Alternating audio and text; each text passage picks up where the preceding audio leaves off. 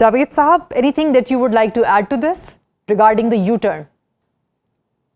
Well, मेरी नज़र में जी यू टर्न तो नहीं है. आई थिंक प्रेसिडेंट ट्रम्प की कंसिस्टेंट पॉलिसी यही रही है. ऑफ कोर्स वो जंग भी करते रहे हैं, लेकिन जहाँ तक मेरी अंडरस्टैंडिंग है और मेरी बात भी हुई है बहुत करीबी लोगों से जो इस प्रोसेस के करीब हैं. देखिए, जब MOU साइन हुआ था ईरान और US के दरमियान पाकिस्तान की काविशों से, और उसके बाद ऑफ कोर्स कतर की भी बहुत इसके अंदर गरां कदर एफर्ट्स हैं, तो वो एक रास्ता फराहम कर रहा था ईरान को कि वो जो एक तसादुम का रास्ता है उसको छोड़ के वो एक ऐसे रास्ते की तरफ जाए जिस पे उसके मुल्क के अंदर तामीर और तरक्की की राहें खुल सकती हैं. उसके ऊपर जो सैंक्शंस लगी हुई हैं वो उठ सकती हैं.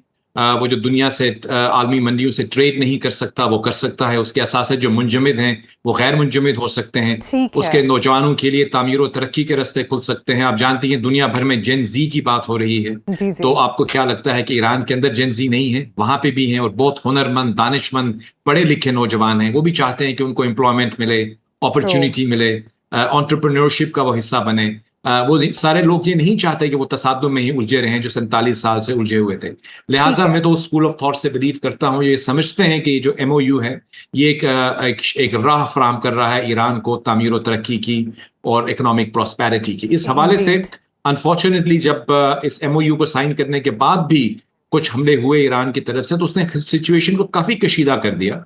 और मैं अभी भी ये कहूँगा कि जहाँ तक मेरी अंडरस्टैंडिंग है, पाकिस्तान हो या कुछ और ममालिक हो, वो बहुत बैक चैनल्स पे बात चल रही है. हर चीज़ मीडिया में रिपोर्ट नहीं होती, मीडिया से हटके भी बात की जाती है, because the nature of the things are very sensitive. लिहाजा जो अभी एक रुकावट आई है जिसको आप यू टर्न कह रही हैं, मैं with all due respect disagree करूंगा. मैं समझता हूँ ये वही पोजीशन है जो पहले थी उस MOU के वक्त थी, जो पोजीशन ये थी कि इस जंग को हमने रोकना है. ठीक है. लेकिन क्योंकि वो कशीदगी की तरफ बढ़ी, अब बाकी काविशों के बाद दोबारा से एक उम्मीद जागी है कि हम वापस उस MOU की तरफ लौट के जाएंगे, जो कि मेरी नज़र में एक ऐसी फाउंडेशन है जिसके ऊपर आप अमन की, स्टेबिलिटी की, प्रॉस्पेरिटी की इमारत खड़ी कर सकते हैं. तो लिहाजा वो जितने भी लोग जो डिप्लोमेसी में यकीन रखते हैं वो इसको वेलकम करेंगे. I think it's a good pause in the escalation, because escalation ना ईरान के इंटरेस्ट में है ना अमेरिका के इंटरेस्ट में है, और बिलखुसूस इस खित्ते के और मेरे और आपके इंटरेस्ट में भी नहीं है. बिकॉज वहां पे अगर हरमूज बंद रहती है तो हमारे मुल्क के अंदर भी उसके असरात, इकोनॉमिक इम्पैक्ट जो है वो नजर आता है. तो मैं समझता हूँ whilst things look very grim, हमें नजर आता है कि शायद कशीदगी बढ़ रही है, जिन चीज़ों का जिक्र हमारे दोस्त कर रहे हैं, लेकिन the efforts of diplomacy are continuing, और मेरी काफ़ी हद तक उम्मीद है कि वो कंटिन्यू करेंगे और ईरान जो है वो वापस उस MOU की तरफ आएगा. और MOU के अंदर मौजूद जो शिकें हैं, अगर आप किसी भी न्यूट्रल ऑब्जर्वर को वो MOU दिखाएं तो आपको वो ये कहेगा कि इसके अंदर लगता तो यूं है कि ईरान के फेवर में है. खुद प्रेसिडेंट ट्रम्प के अपने जो उनके एडवाइजर्स हैं, पॉलिसी मेकर्स हैं, जी यूरोपीय कमांडर हैं जनरल एलेक्स. ये मेरा सवाल आपसे है मलिक जावेद साहब. उनका बयान है कि इसराइल और अमेरिका में से किसी एक का दिफा चुनना होगा. What do you say about that? देखिए, उनकी वो अपना एक व्यू पॉइंट हो सकता है. मेरा ऑब्वियसली उस पर क्या रद्द-ए-अमल में दूं. बहरहाल जो अमेरिकन यूरोपियन कमांड के लोग हैं वही इसके बारे में बता सकते हैं कि वो क्या कहना चाह रहे हैं. मैं तो उस चीज़ पे ही बात कर सकता हूं जो कि स्टेट डिपार्टमेंट या पेंटागन या प्रेसिडेंट ट्रम्प के ऑफिस से बात की जाती है, वही अमेरिका की पॉलिसी है. अगर पीट हेग्सेथ कुछ कहते हैं या कुछ भी कहते हैं, तो जहां तक तारर साहब आपको बताएंगे कि जो अमेरिकन सिस्टम है, जहां तक मैं उसको समझ सकता हूं as a student of democracy and diplomacy, वो ये है कि जो प्रेसिडेंट होता है वो एक चीफ एग्जीक्यूटिव होता है, directly elected by the people of the US. वो आंसरेबल नहीं होता उस तरह से जिस तरह के हमारे यहाँ पार्लियामेंट के अंदर आपकी काबिना है, और उस तरह ये प्रेसिडेंट खुद इलेक्ट होता है.